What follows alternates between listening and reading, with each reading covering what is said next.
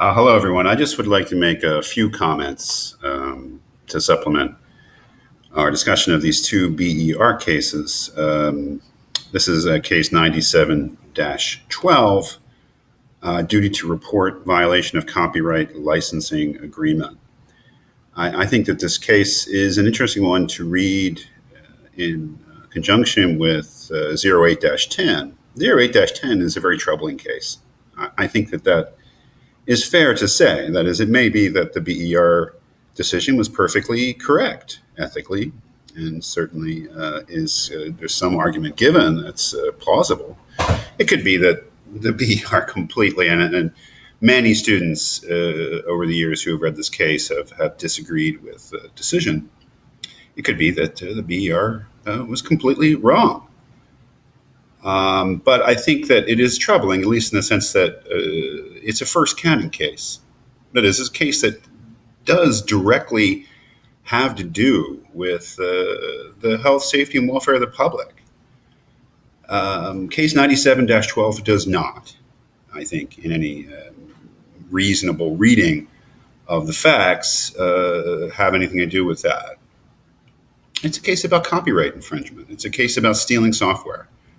Or if that's putting it into prejudicial way, it's a case about using software that you have not paid for.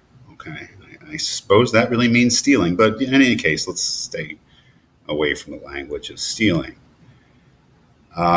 This is an interesting case. You can read the facts for yourself. You will read the facts for yourself. And it's a case in which an engineer is... the conclusion of the case is that the engineer acted unethically. Engineer finds that his workplace is using CAD software at multiple state workstations when it's only actually paid for one, according to the licensing agreement. Calls a hotline that he finds in a trade magazine of some sort, and turns in his employer, I would suppose anonymously, but maybe not. I think it's anonymously. In any case, it's not the end of the world, right? It's not a first canon case, but it brings up some interesting things. And the decision on the part, or the conclusion on the part of the BER that the engineer, in fact, acted unethically by calling his hotline really rests on two things. Number one, as they point out, it's not it doesn't have to do with the safety of the public. So there's no imminent threat to the public. It's not that sort of essential engineering ethics principle of holding paramount the health, safety, and welfare of the public.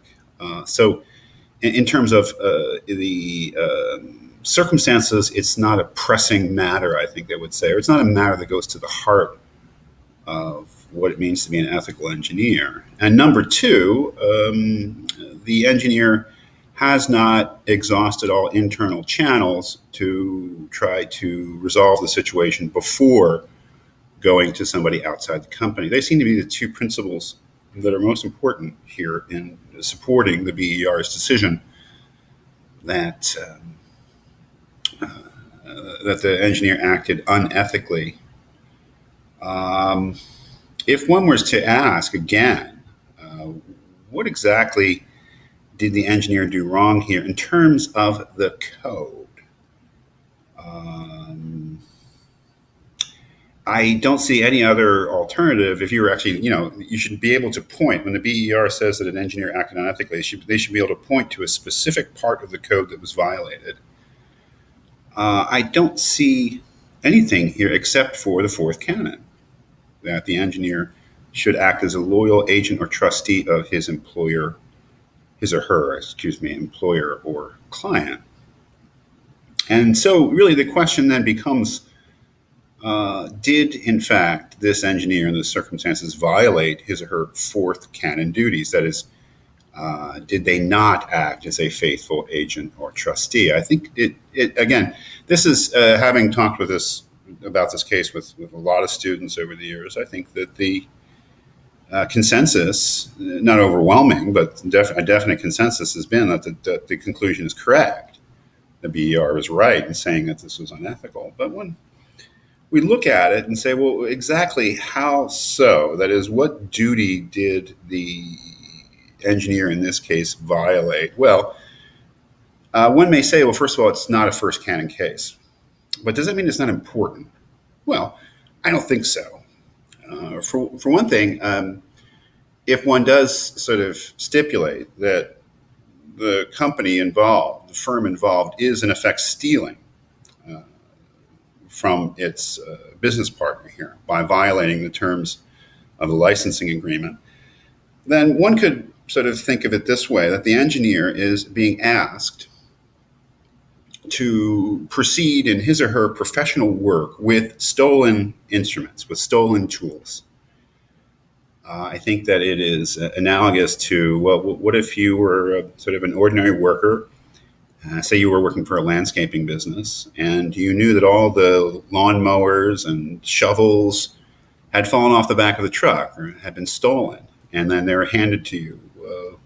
You feel quite right using those tools in your work. Well, maybe we couldn't blame somebody who's working for a landscaper for knowingly using a stolen shovel, but as a professional who is expected to maintain certain standards of integrity in their work, knowingly using stolen materials in the prosecution of one's professional work seems to me to be a larger issue than the BER lets on, which is not to say that they're wrong in their conclusion, but I think that that would be something that would be germane, and it should have been brought up.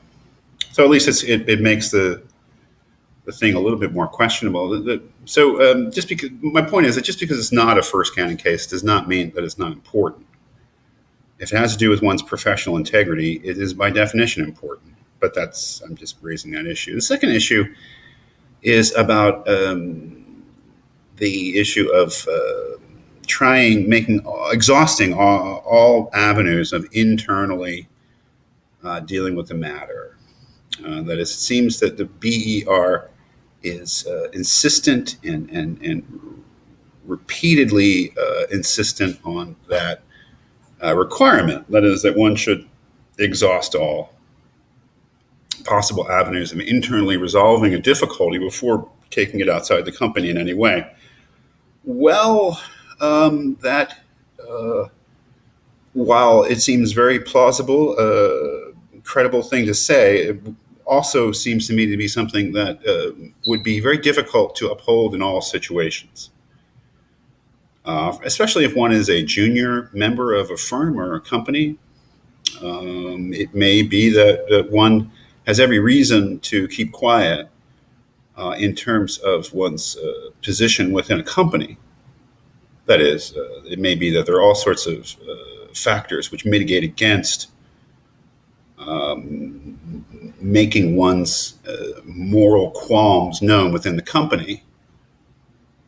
That would be probably, in some cases, very good reasons to keep quiet. And then one's choices are either to keep entirely quiet, which may be passively accepting an unethical situation at work, or risking one's job over something. And the third alternative of making the